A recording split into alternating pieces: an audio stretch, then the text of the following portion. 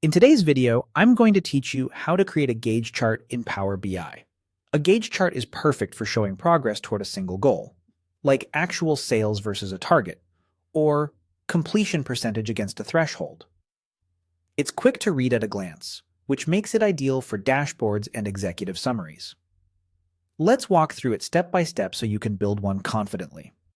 First, open Microsoft Power BI. Give it a moment to load your environment. If you're using Power BI Desktop, you'll land on a blank report canvas unless you already have a report open.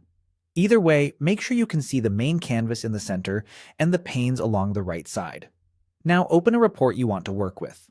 This can be an existing dashboard where you're adding a new visual or a fresh report connected to your data.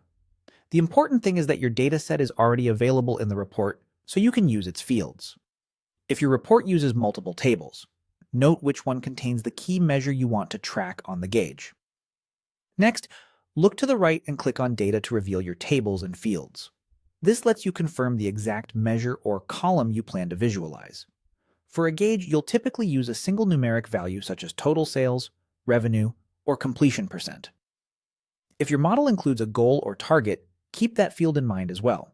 It will help the gauge show progress more meaningfully. Select a data field, or drag it so it's ready to use on the canvas. Think in terms of one primary value.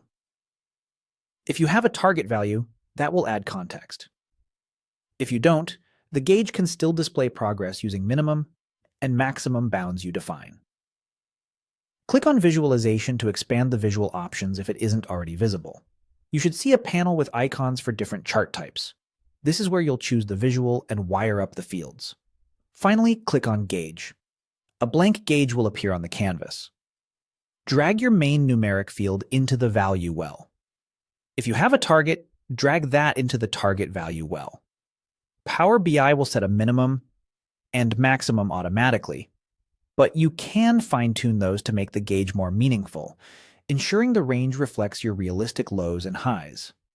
Keep gauges focused on a single KPI, avoid overly wide ranges, and use clear labels so the reading is instantly understandable. That's all it takes to create a clean, effective gauge chart in Power BI.